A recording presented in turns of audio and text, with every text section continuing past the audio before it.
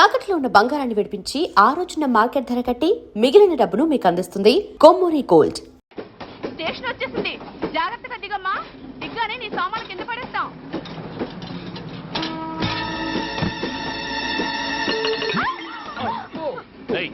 అసలు నీకు బుద్ధుందా? రన్నింగ్ లో ట్రైన్ ఎక్కుతున్నావు, పొరపాటున స్లిప్ అయితే అబ్బో ఏంటి గురు, సహాయం చేస్తే సైరన్ లారుస్తుంది. నీకు అసలు బుద్ధుందా? ఇక్కడ బండి ఆగదని తెలిసి ఆ టీసీ గడి కాళ్ళు గడ్డాలు పట్టుకొని బతిలాడి బండి స్లో చేసుకొని దిగితే నేను పడ్డ శ్రమంతా వృధా చేసి నన్ను మళ్ళీ లోపలికి లాగేసి రక్షించినట్టు పోజు కొట్టి పైన లెక్చర్లు ఇస్తావా? కథ అడ్డం తిరిగిందే.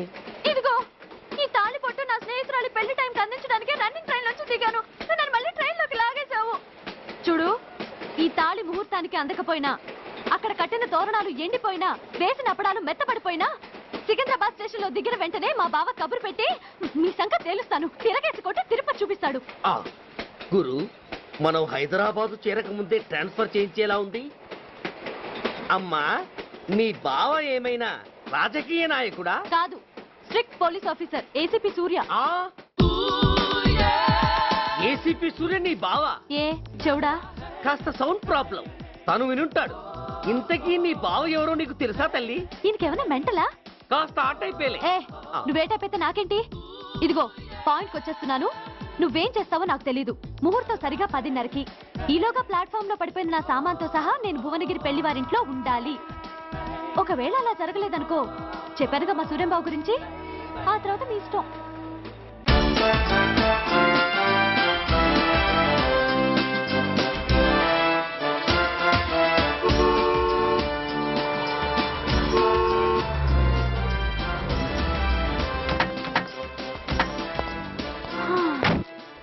జురాసిక్ పార్క్ లో చిన్న డైనోసార్ లాగా ఏంటా లుక్కు?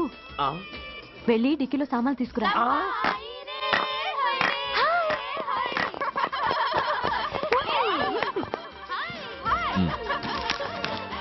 పర్వాలేదు, ఉంచుకో. డిక్కితి. సారీనే. అది సరిగాని అతనెవరే? వీడా, వాడ అసిస్టెంట్. మరి అతను? వాడా, మన బాడీ గార్డ్. అవును, పెళ్లి కూతురేది? లోపల మేకప్ అవుతుంది. నీ మీద చాలా కోపంగా ఉంది. కనీసం 2 రోజుల ముందైనా వస్తావని ఎక్స్పెక్ట్ చేసింది. దాని కోపం పోగొట్టడానికి నా దగ్గర ఓ మంత్రం ఉందిలే. ఈ ప్రెజెంటేషన్ చూడగానే అది ఐస్ అయిపోతుంది.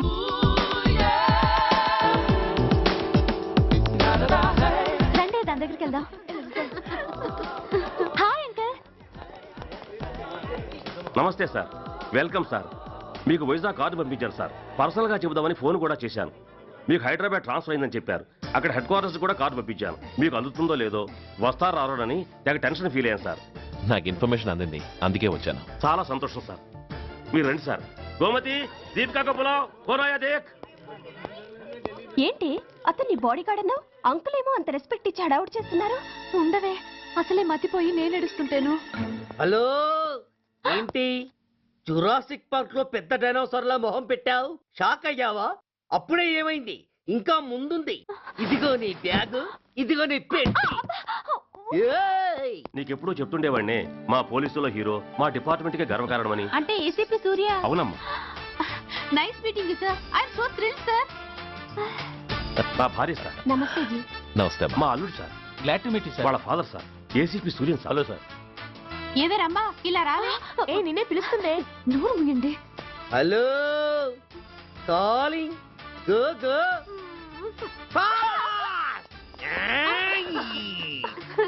సార్ సార్, రమ్మా అని నా close friend sir. ACP Suryam గారే. బావకి మరదల్ని కొత్తగా పరిచయం చేస్తున్నారేంటి? మరదలా? ఓహో, ఇది పెళ్లి మండపం కాదు, పెళ్లి కూతుళ్ళ ఫ్యాక్టరీ. ఇండియాలో ఉండే పెళ్లి కూతుళ్ళందరూ ఇక్కడే ఉన్నారు. ఇక్కడే ఇప్పుడే ఏదో ఒక అమ్మాయిని సెటప్ చేసుకుంటారు.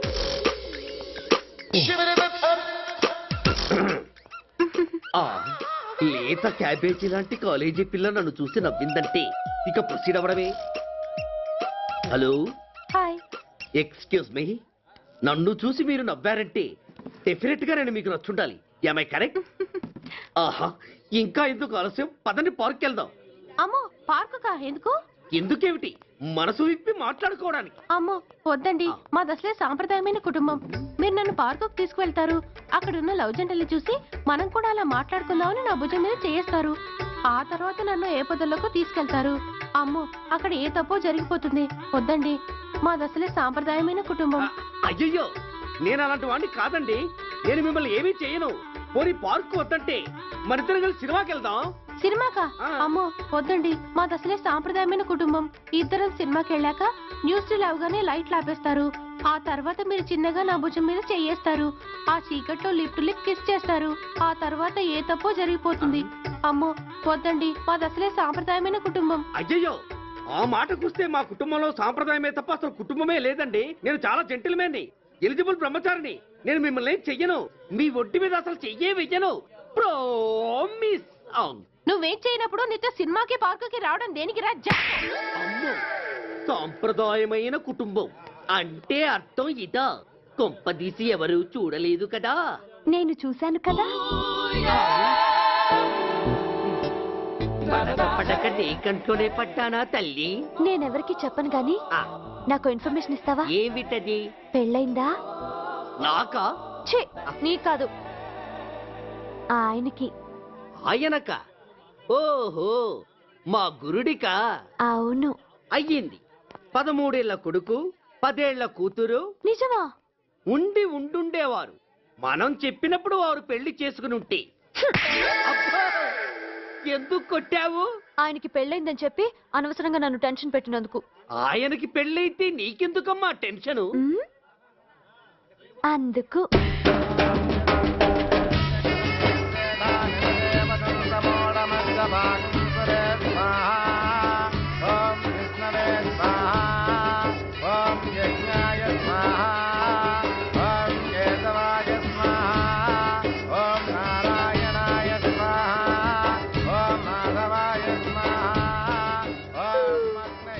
ఎందుకే అలా ఉన్నావు? కష్టాలు వచ్చేసాయి. ఎవరికే? ఇంకెవరికి? మా నాన్నకి. ఎందుకు? నాకు పెళ్లి మూడు వచ్చేసింది. ఈ నైట్కి రెస్ట్ తీసుకొని ఉదయాన్నే వెళ్తే బాగుండేది. లేదండి, రేపు మార్నింగ్ డ్యూటీలో జాయిన్ అవ్వాలి. సార్, నేను మీకు చెప్పేంతటి వాడిని కాదు.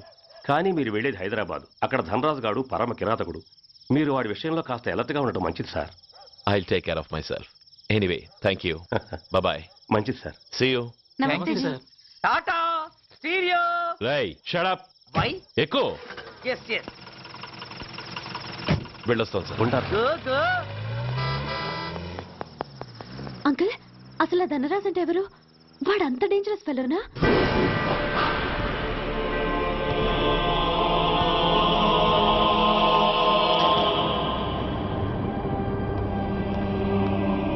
అన్నా, నా అన్నా.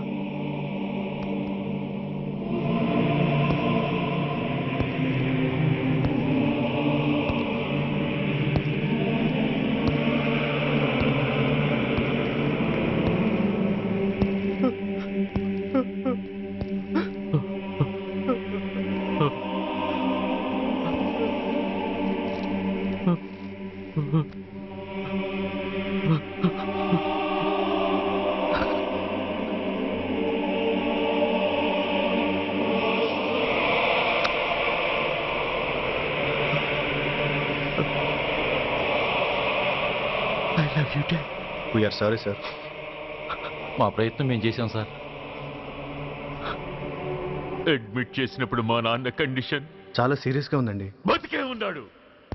హి was alive, he was not dead. Am I right? Yes sir. But now eternal sleep, శాశ్వత నిద్ర. ఇక లేవడు, బాబు అని నన్ను పిలవడు. చంపేశారు. అదే నువ్వు నేను చంపితే ఎంక్వైరీలు, కమిషన్లు, ఐబీసీ సెక్షన్లు వేటాడతారు. బట్ వీళ్ళు ఫుల్ లైటింగ్ లో నీట్ గా డ్రెస్అప్ అయి స్టెరిలైజర్ వెపన్స్ తో పండగలప్పుడు పెంచుకున్నవాడే పొట్టేళ్లను కోసినట్టుగా లైసెన్స్డ్ ప్రొఫెషనల్ కిల్లర్స్. ఊపిరున్నవాడిని మీకిస్తే ఊపిరి తీసి విసిరి పారేశారు ఇలా నమహన. I won't spare anybody. He was my father. I'm the judge, the only judge who can decide this case. ఈ ముద్దాయిలు బతికున్న వాడిని కోసి చంపినట్టుగా సాక్ష్యాధారాలతో రుజువైనందున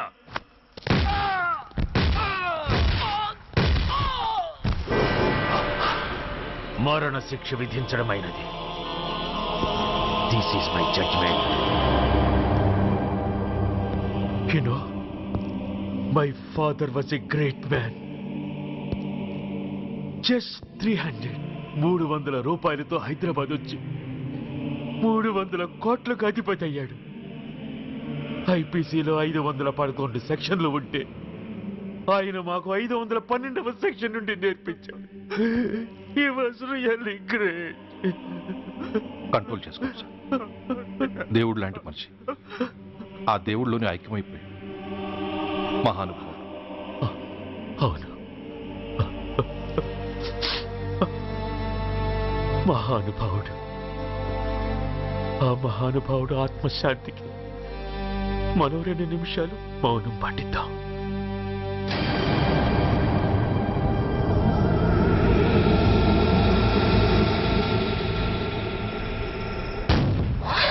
ఏంటది? రేపు దీపావళి పండుగ అన్నా. నో, మహానుభావుడు పోతే మౌనం పాటించాలి గాని మందులు కాల్చకూడదు.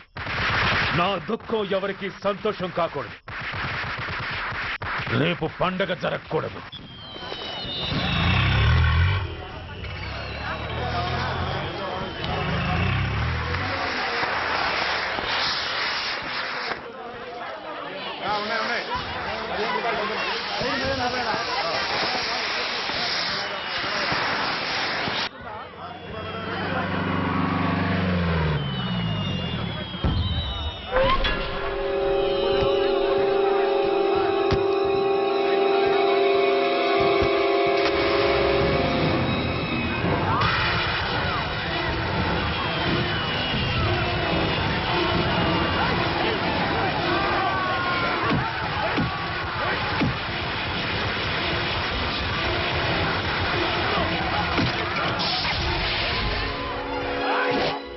ఏం కొంపలు మునిగిపోయాయని ఫైరింగ్ ఆర్డర్స్ ఇవ్వమంటావయ్యా? అదేంటి సార్, ఎంతో మంది అన్యాయంగా బలైపోతున్నారు సార్. ఎంతో ఆస్తి నష్టం జరుగుతోంది. ఇంతకంటే కారణం ఏం కావాలి సార్? అంతేనంటావా? Yes sir.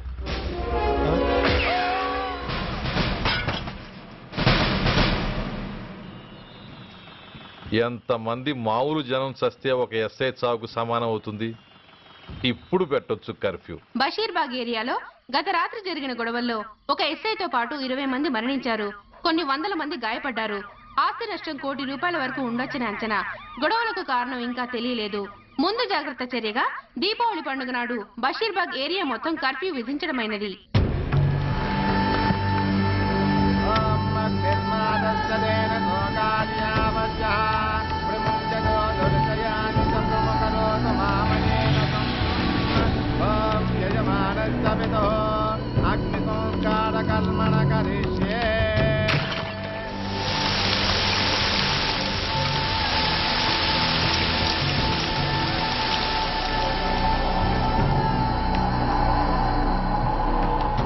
ఆగు. పెట్రా.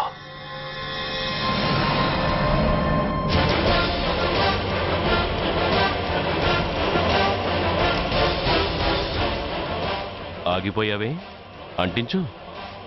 ఎవటా నువ్వు?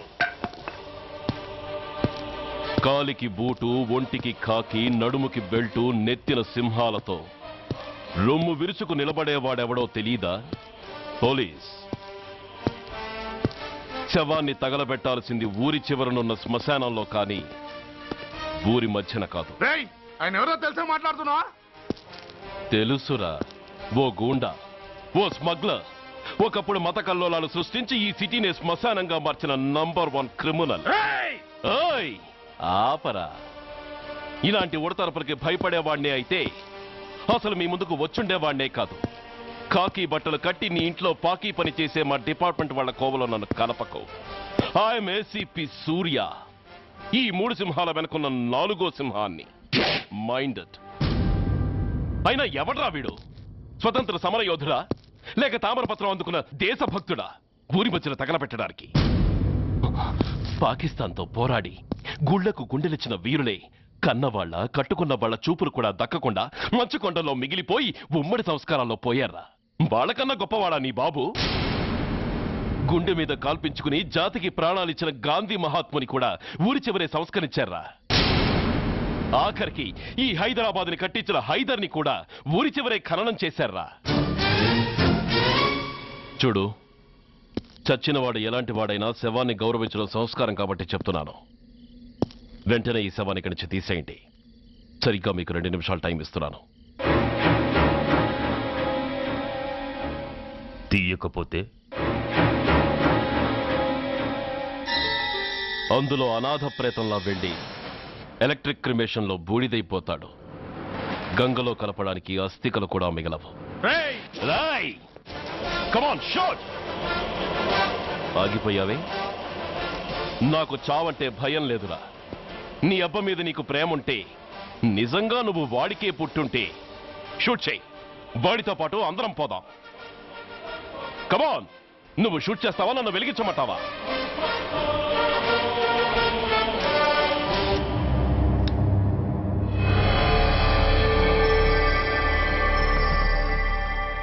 సార్, ఒక గూండా నగరం నడిబొడ్డును శ్మశానం చేసి తన తండ్రి శవాన్ని దహనం చేయడానికి సిద్ధపడ్డాడంటే దానికి కారణం వాడికండగా మన డిపార్ట్మెంట్లో కొందరు ఉండడమే.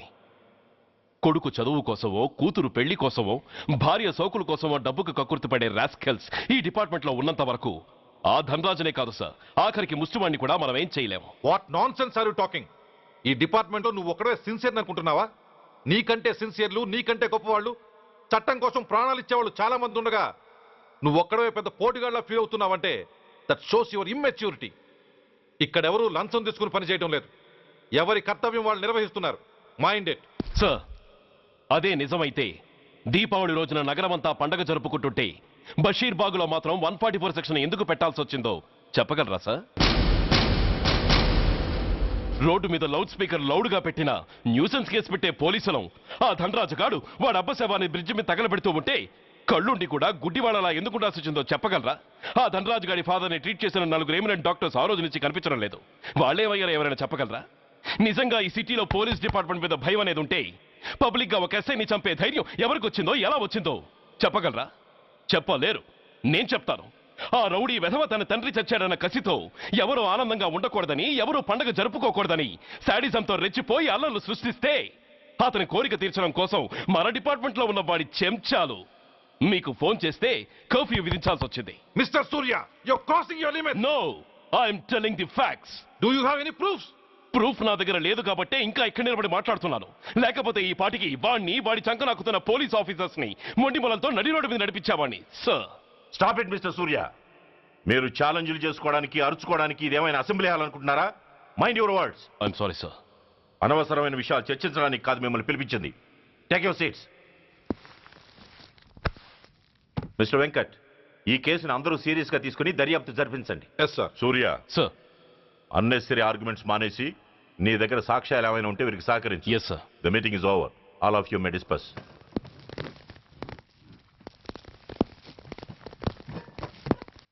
సూర్య, సార్. 1 minute. మిస్టర్ సూర్య, నీ ఫైల్ చూశాను. సర్వీసు 4 ఏళ్ళు, ట్రాన్స్ఫర్లు 16. That shows your sincerity. కాకపోతే నీకు కొంచెం ఆవేశం ఎక్కువ. మన ఆవేశం శత్రువు అలర్ట్ అవ్వడానికి అవకాశం ఇస్తుంది. కాబట్టి దాన్ని తగ్గించుకొని ఆలోచించిన నిర్ణయాలు తీసుకో. Yes sir. నువ్వు ఈ సిటీలోకి ఎంటర్ కాగానే ఢీకొంది కారునో బస్సునో కాదు, ధనరాజుని. వాడు సామాన్యుడు కాడు.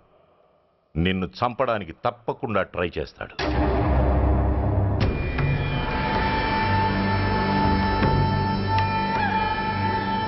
భగవాన్, జీవితంలో ఇంతటి అవమానం ఎప్పుడూ పొందలేదు. ఇదే మొదటిసారి, ఆఖరిసారి కూడా కావాలి. క్షమించండి సార్. రాత్రి నేను అక్కడ ఉండుంటే ఇలా జరుగుండేది కాదు. షబీర్ అన్నా, ఒక్కసారి ఆలోచించు.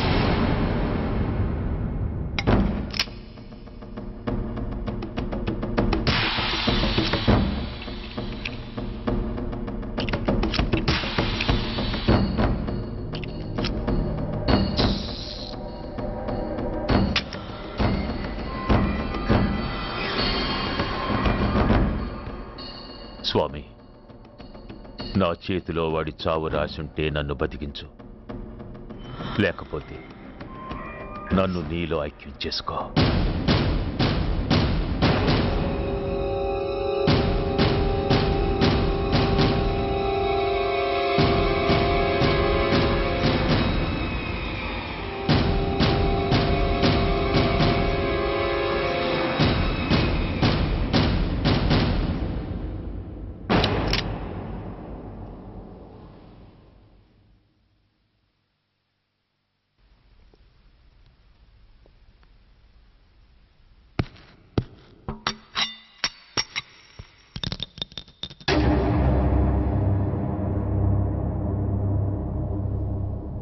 ఏంట్రా అవి?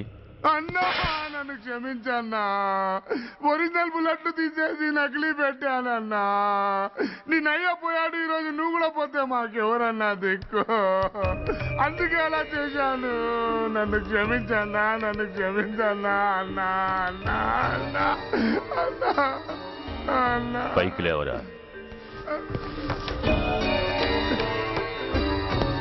నిజంగా నేనంటే నీకు అంత ఇష్టం అరా? అది వేరే అడగాల అన్నా, నువ్వంటే నాకు ప్రాణం అన్నా, నీకోసం నా ప్రాణమైన ఇస్తానన్నా. నువ్వు నాకు నచ్చావురా. గలే లజ్జ. అన్నా పర్వాలేదు, రారా రా. అన్నా అన్నా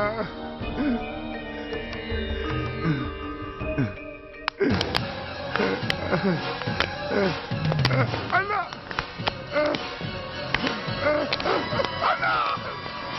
అన్నా